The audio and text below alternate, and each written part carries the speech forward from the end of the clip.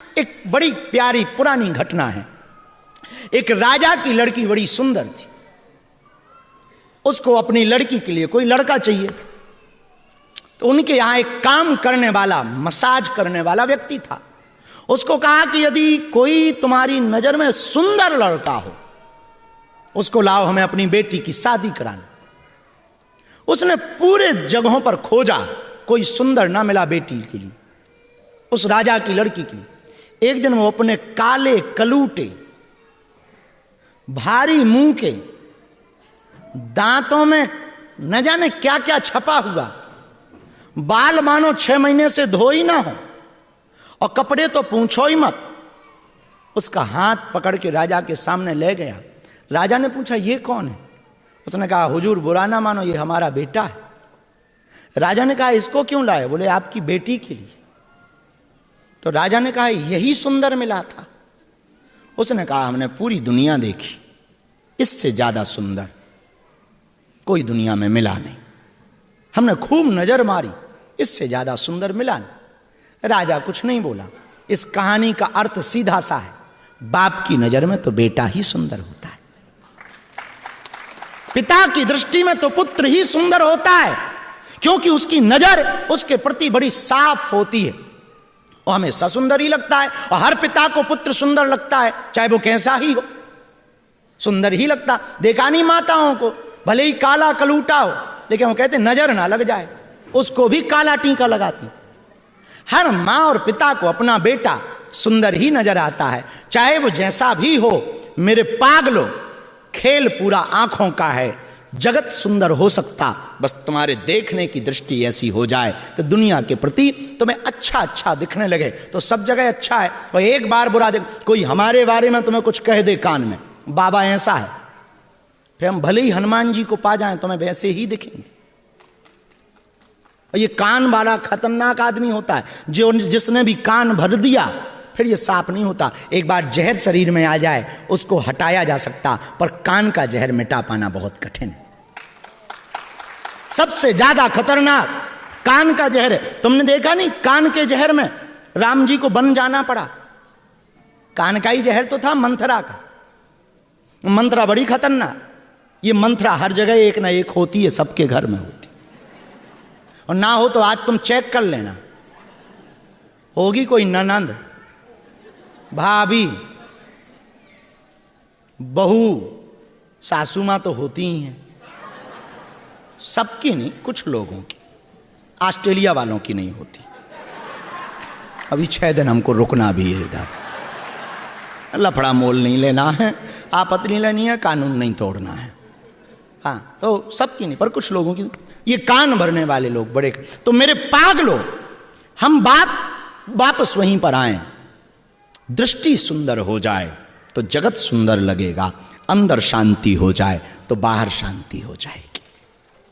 आज हमको एक बात यहां से प्रैक्टिकल रूप से घर लेकर के जाना है।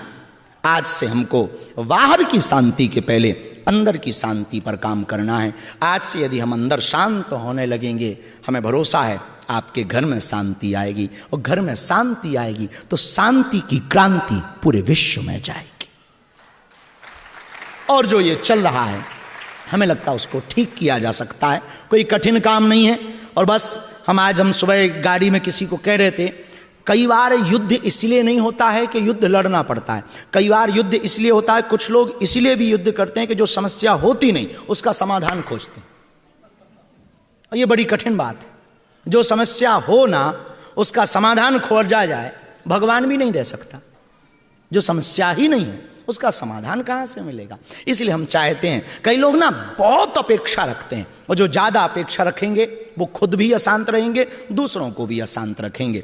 हमें लगता है रावण के बारे में यदि चर्चा की जाए, रावण ने जीवन में एक गलती की, पूछो कौन सी? मां जानकी का हरण किया। और मां जानकी राम जी की शांति, और हरण किस लिए किया? खुद की शांति के लिए।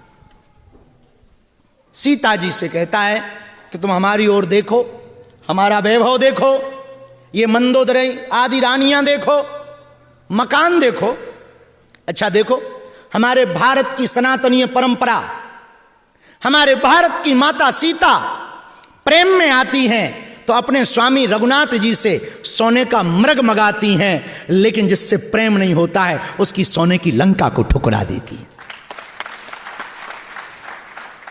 रावण कहता हमारी तरफ देखो। माता जानकी जी ने सीत माता जानकी जी ने देखा नहीं। तृणधरी ओट कहत वैदेही सुमर अवत पति परम स्नेही। माता जानकी जी ने उनकी तरफ देखा नहीं, उल्टा एक तिनका सामने रख दिया। मेरे पागलो, रावण माता जानकी का हरण इसलिए करके लेके गया कि मैं शांति पाऊंगा। भला वो व्यक्ति कब शांति पा सकता जो दूसरे की शांति का हरण करे? जो दूसरों की शांति का हरण करेगा वो कभी भी शांति नहीं पाएगा। शांति को पाना है तो हमें दूसरों की शांति का हरण नहीं करना, खुद की शांति को खोजना है। और वो बाहर नहीं है, कहां है? अरे बोलो बोलो बोलो, कहां है? दिखाओ। अच्छा, कहा जाए दिखाओ। मन में कैसे है?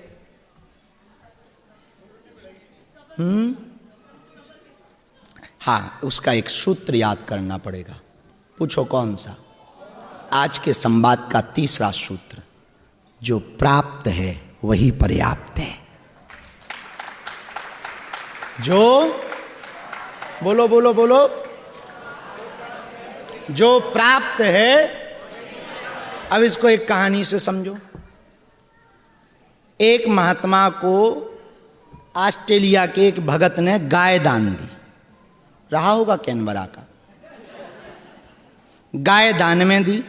महात्मा ने ऊपर की तरफ देखा, वाह प्रभु, गाय मिली है, आहा, रबड़ी मालपुआ बनेगा, बढ़िया, ठाकुर जी को भोग लगेगा, बड़ा आनंद आएगा, बहुत बढ़िया बहुत बढ़िया बहुत बढ़िया।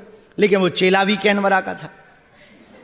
4 दिन बाद वो गाय वापस ले गया। तो चेलों ने गुरु को बताया कि गाय गई। गुरु जी बोले कहां गई? बोले जहां से आई थी।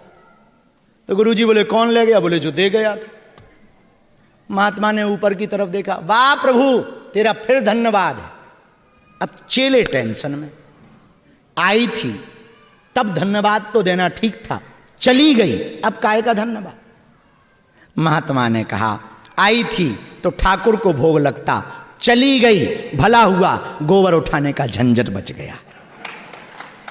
कौन गोबर उठाए, कौन भूसा डाले, कौन चारे का प्रबंध करे? भला हुआ जो चली गई। ये जिंदगी में शांति का सूत्र है। आओ तो वेलकम, ना आओ तो भीड़ कम। मिल जाए तो भगवान की कृपा, ना मिले मिले तो इच्छा, और ना मिले हाँ हाँ हाँ बोलो बोलो बोलो, ना मिले तो हरि इच्छा। और ये तभी संभव है जब हम बाहर नहीं खोजेंगे। कहां खोजेंगे?